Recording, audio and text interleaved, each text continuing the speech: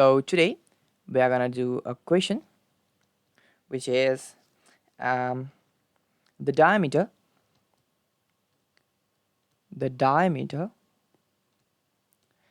of a steel rod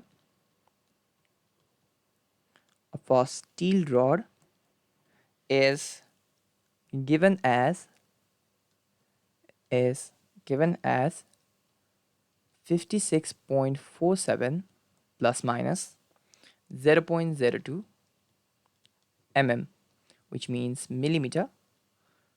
So let's move this a little bit back so that it fits on the screen. Um, so this full stop. What does this mean? What does this mean? So we are going to talk about each point and address them. So first of all, let's talk about the 56.47 part. So to write the answer, the measured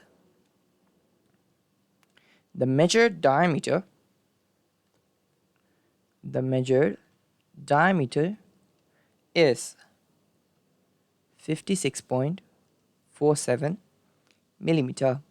So this is the measured diameter by a tool, and the uncertainty and the uncertainty the uncertainty which is also known as error in that measurement.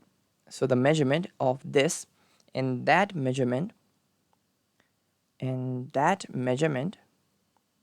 so this that measurement refers to this one, and that measurement is plus minus 0.02 mm millimeters. So now let's talk about, we just talked about it in the surface level. So let's talk about the true value. Where does the true value of this lies? This is the measured diameter, not the true diameter. So the measured diameter is 50. So this is the measured diameter. Now let's look at the true value. So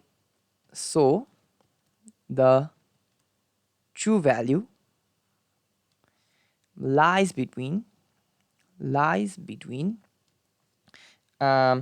so we had our measured value was 56.47, and which has the uncertainty of 0.02.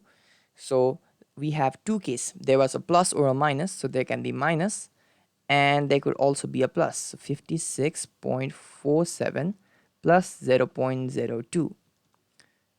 That will lead you with 56.45 millimeter and 56.49 millimeter. So check this value with your calculators, and I'm pretty sure it will give the same result. So does that mean that the value is 56.45? It might be, but we are not sure. Does that mean its value is 56.49? That might be, but we are not sure. The actual value, the true value actually belongs to 56.45 all the way to 56.49. So any number in between this, including them. So it can be 56.46, 56.47, 56.48, 56.49, and anything in between as well. So 56.4555, 56.4567889. So I'm just stating random number, basically any number between these intervals, including the intervals as well. So now let's conclude it with a little bit easier by another way, let's see. So here 56, so 56.47 is actually the reported value. So that's the value that we measured. So this is the value that we measured, and plus minus 0.02, that we called uncertainty can be also stated as absolute error. So since absolute error is the maximum error that is allowed, so this absolute error refers to the maximum error allowed. So now this occurs due to the least count instrument precision or experiment. So if the least count is this will be the absolute error, and so on. Also, the relative error, if you remember the formula, the relative error is just the true value minus the observed value divided by the true value. So true value minus observed value is just the absolute error. So we can write 0.02 and divided by the true value, which is 56.47. So in this case, true value is the reported value in this case.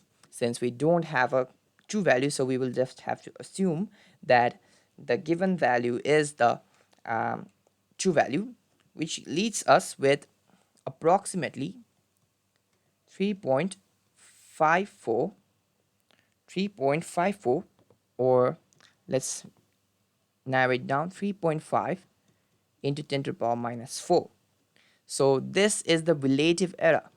And if you look at this number, it's quite hard to imagine what it is. So it might be better to write it in percentage error. So if we write it in percentage error, we will just have to multiply this by 100 and add a percentage sign, which will lead you with 0.035%. So what I did was I just took this value right over here and I multiplied it by 100%. Since 100% is basically 1, so this is basically 1, so it's basically like multiplying by 1. Also, let's look at the significant figures as well. So the number of significant figures, there are 4 significant figures, where 7 is uncertain and rest are certain. Okay, so let's talk about this.